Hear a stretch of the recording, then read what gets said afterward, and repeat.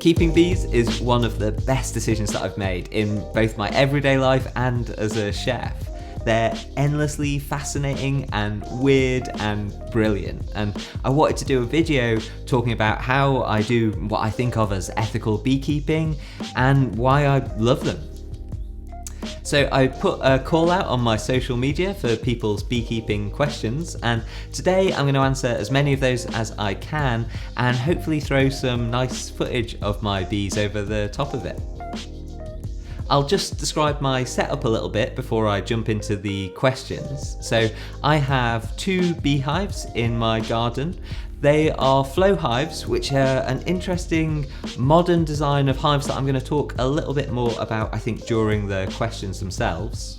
I do use our honey on my menu. I think honey's incredible, unique, and really fascinating, but it's not the focus of how I keep my bees. So, for instance, if I had a year where I didn't think that they had excess and I thought it might negatively impact them for me to take some honey, then I just absolutely wouldn't take it. It's really not the focus of how I'm keeping my bees. And the way that I do things is very different to industrial bee farming. They are definitely not the same thing at all. They are really worlds apart, and that's something else I think I will talk about a little bit in the questions. So for me, beekeeping is a passion. I love the bees. I would feel terrible if I felt like I had harmed them or endangered them in any way. And my aim is to create as happy, healthy environment for them as possible. And then if you do that and it means they are creating enough excess honey that you can take some, then that's a bonus from doing a good job of keeping bees so that they're thriving. So I think I've set out how I broadly approach things, and now let's jump into some of the questions that I got. So first off, Sarah asks, how much space do you need for bees, and is it expensive to start? So you definitely don't need a huge space to get started. Our garden is the size of 2 parking spaces, I'd say, and we've got 2 hives in there, and I could probably have another hive in there without it starting to feel cramped. And people have had beehives on balconies or on roofs, so really it's not a requirement to have an awful lot of space. In terms of the cost to start up, there are some initial costs, but you can do this at quite different price points depending how you want to approach things. So if you join beekeeping forums on things like Facebook and you join your local beekeeping group, then often people will have secondhand equipment or maybe hives even that you could get started with a little bit cheaper. And quite often beekeeping associations will also lend out equipment to people. So it's worth having a little look at things like that if you're trying to keep costs down as low as possible. The flow hives that I have are at the most expensive end of hives, and for me that was worth it because they have some particular features that I like. The way that it allows you to tap just very small amounts of honey.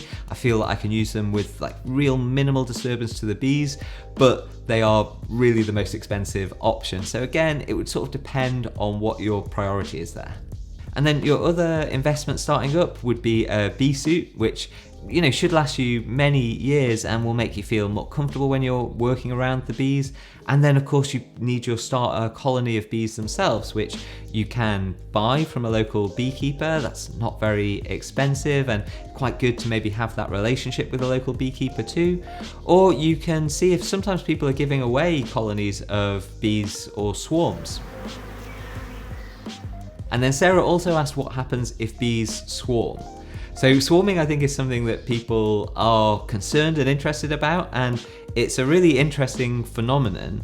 And basically what happens is if the bees are starting to get to the point where they don't feel they have enough space in the current hive, then half of the bees will leave the hive in a swarm along with the queen bee, and they'll go and settle and set up a home somewhere else. And this is really dramatic to see happen. The air is thick with this cloud of bees. It's very striking, but they're also very docile at this point because they will really store up and eat a lot of honey before they swarm. So they're very gentle. It's not really something to be scared by, but it can freak people out. But most importantly, when bees swarm, half the bees are leaving with the queen bee, and so the colony that's left is not as large, and that can be a danger to them getting through the winter, because a smaller colony has less mass, and it's the bee's body temperature and then balling together that's going to help them get through those cold months.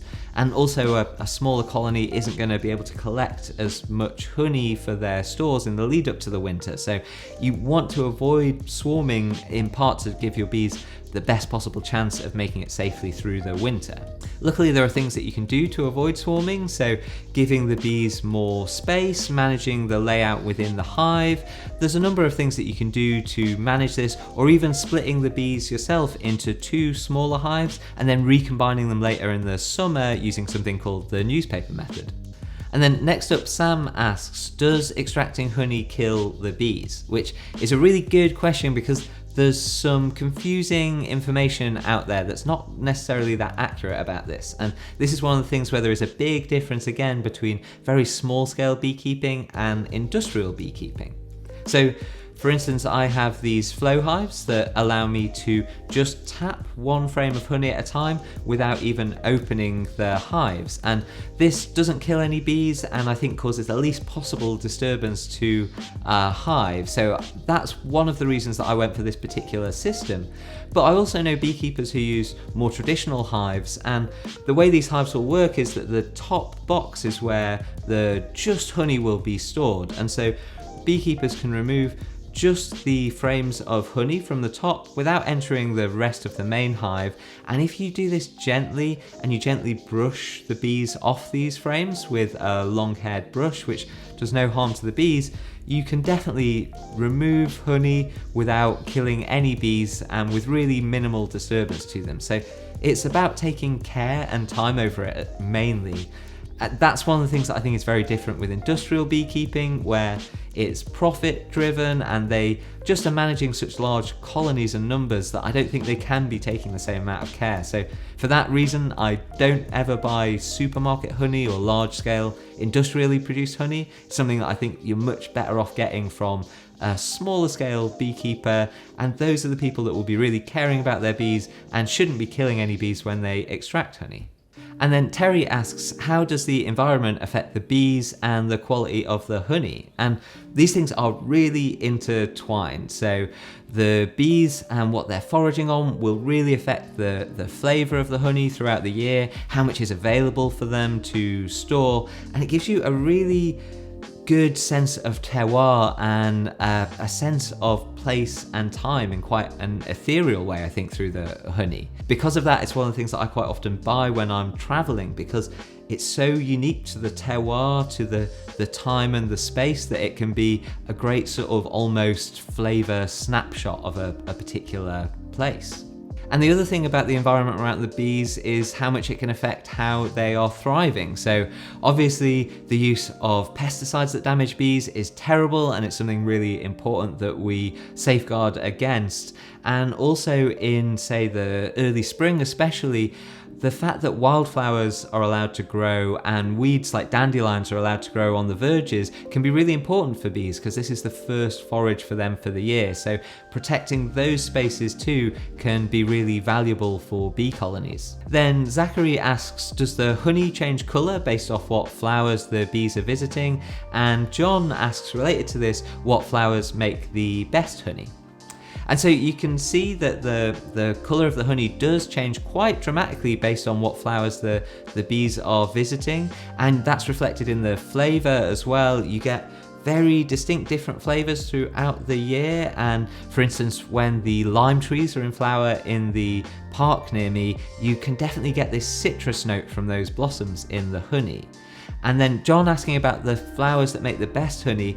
It's quite difficult for me to pinpoint because there's always a mix of things going on there, but like I say, I think that lime blossom honey is particularly interesting. And then also for me, I think the early spring honey, when the bees are foraging on the dandelions and those wildflowers that I was speaking about, is really interesting, and it's also just a really exciting time of year when things are starting to come alive again and you're first starting to see the bees getting active and going out foraging again. Then Rebecca asks, what's the longest amount of time the bees can be left to their own devices? And do I need a bee caretaker if I'm going away for a week? So the standard really through the spring especially and into the summer is that ideally you'd be opening the hives and inspecting the bees about once a week. And you can leave it a little longer than that in the spring, but you don't want to be leaving it much more than a week to 10 days between inspections, ideally.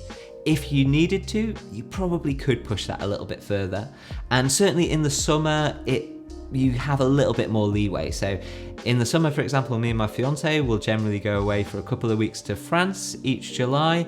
And if we set up the hives ready for that ahead of time, make some preparation, give the bees some extra space, you can safely leave the bees for a couple of weeks and you're not really going to encounter any problems as long as you're well prepared for it. And then Rebecca also asks, can you keep bees without harvesting any honey? Which is another really interesting question, I think, because the answer isn't as simple as it might initially seem. So the bees, if they are a healthy, strong population, are going to likely produce more honey than they could consume. And the problem with just leaving that in the hive is that at a certain stage, they're going to potentially run out of room for the queen to lay new bees. And when this happens, that can be one of the things that triggers a colony to swarm. And like I mentioned earlier, the bees swarming can have a negative effect on their health and their chances of getting through the winter. So generally speaking, most people would consider this something that you want to avoid. One way that you could do this if you didn't want to consume the honey yourself is you could remove honey from the hive to give them enough extra space, and then you could perhaps store that and think about giving them back the honey in the spring when they're just waking up after the winter and using it as a bit of a kind of kickstart to the year for them. But I would say even just with my 2 hives, the colonies are so strong now that the bees produce so much honey that even doing that, they would be producing more honey than you could even be giving back to them. So I think most beekeepers in general would probably see taking some of that excess honey as a bonus and also a part of managing the bees and looking after the colony. But I would be really interested to hear if there's other people doing things differently in ways that I'm not aware of. There might be techniques that I don't know about for doing this, and yeah, I'd be really interested to learn more. If anyone knows anything about that, then drop something in the comments. Leading on from that, Andrea asks, how do you decide how much honey to harvest and how much to leave for the bees? And again, probably different people would do this differently, but this is one of the reasons that I like the flow hive system, because you can just tap one frame of honey at a time. What we tend to do is wait until the frames of honey are full. There's 6 honey frames in the top box of each hive, as well as additional honey that the bees are storing within the main hive itself. And once those honey frames in the top are full, what we would usually do is tap one frame of honey, move it to the outside and allow the bees to start refilling that before we would tap any more honey. So they've always got way more than they could use, and you're always just taking a small amount at a time in case maybe the weather changes in an unexpected way. You're just making sure that it's focused on the bees first and foremost. And then towards the end of the summer, towards sort of late August, we'll remove those honey supers, the top box on the top of the hive, and give the bees a box with some of their own honey in already, and just space to continue filling that box with honey through the late summer and autumn. So they should go into the winter with a full box of just their own honey on top of their hive, and that'd be their stores to get them through the winter safely. Next up, Brendan asks, what's the minimum amount of stuff that you need to buy to do beekeeping safely, both for yourself and for the bees? And so there are some prerequisites. Obviously, you need your hive and you need your suit, which the suit shouldn't be there to make you feel invincible around the bees. You still want to be working very carefully and gently and slowly with them. You don't want them stinging the suit unnecessarily, but it's there to give you a level of protection and hopefully to allow you to feel confident to work more slowly and gently with the bees. Then you probably also want a smoker and some natural wood for that smoker. Cardboard can give quite a harsh smoke off, and I try not to use the smoke as much as possible. I would only use it if the bees are particularly agitated as a way of calming them a little, but generally speaking, again, if you're gentle and slow with your movements, you shouldn't really need to rely on something like smoke. Brendan also asks about a season-to-season guide on how to look after bees throughout the year. And so I would recommend to start with a beekeeping calendar or diary, and there's lots of online resources available, and I'd really recommend Frederick Dunn's YouTube channel, all about beekeeping, and there's lots and lots of useful information there. But just to give you a sort of sense of the flow of the beekeeping year, I would say it sort of starts in the spring for me as the bees start to emerge again and become more active and go out foraging. And then through the spring is when I would start to do weekly inspections of the bees again. And then as we get into the summer, you're beginning to probably expand the amount of space that they have in the hive, maybe add an extra box as the colony expands and grows. And over the course of the summer then is when I might feel like I can tap some honey if they're producing excess of it. And then towards the end of the summer, I'm thinking about taking some of their honey and giving them a box with that and some extra space for them to fill up with honey through the late summer and the autumn, so they're really well set up for the winter. And in the winter, we'd reduce that hive size down again, probably as their population reduces a little bit, gives them less of space to keep warm through the winter, and they should have their honey stores from the late summer and the autumn to see them through the winter. And they'll form a ball in the hive to keep themselves warm, and that ball of bees will gradually move up through the hives and up towards their stores through the winter. And you quite often see them still active on winter days when it's a little bit warmer, and it's through to the sort of the late winter, early spring that you hopefully start to see them going out and becoming more and more active again. Then Martin asks, when is the best time to start beekeeping? And I guess following on from talking about the flow of the year, the spring really is the best time to actually get your colony and start out with your bees. Probably mid-spring, you quite often get what's called a nuke, which is a small colony of bees, a few frames of bees. And in the spring is a good time to get them set up in their new hive, ready for the summer. You shouldn't expect to be able to take honey in the first year of beekeeping. That's quite unusual. Really want to spend that first year just allowing the bees to become a strong, thriving colony. But even before you get your bees, there's stuff that you can be starting to do. You can get your equipment, get your hive, and if you want to paint or weatherproof it, you can do those things. Join a local beekeeping association, go on maybe training and taster days where you can get a bit of a sense of what it's like to keep bees. So you can be doing some things ahead of the spring where you'd be ready to actually get your bees. And then lastly, Matt asks, how do the bees get on with the cats? So I have two little black cats, and I would say that broadly the bees and the cats have a reasonably healthy respect for each other's space. The bees, to be honest, are largely kind of oblivious to the cats and other animals and even people around them. They really are so focused on doing their thing and going out foraging and doing the work that they're doing that they don't take that much interest in people or animals unless they are really up in their space and they perceive them as a threat. And even then, I can stand right in front of the beehive with no suit on or anything, and the bees will just fly around me, and I feel very safe doing that if I know that that colony is healthy and happy and everything's correct with them. So having said that, the cats do seem to give the beehives quite a wide berth as they go around it. I suspect that at some stage they've probably both been a little too curious and got a little too close to the hives and maybe had a bit of a warning from the bees, so they do tend to give it an awful lot of space, but I'm never worried about the two being in the same space in the garden. Generally, they basically ignore each other. And actually, I think in a weird way, there is a sort of similarity between keeping the bees and our cats in that you're aiming to just make this really nice home for them where they can thrive, and ultimately they are free to leave and to go off if they wanted to. You know, they're not kept here. There's nothing that keeps the bees in the hives. They could go, but you're trying to create as nice of a space where they can thrive as possible in the hope that they want that to be their home.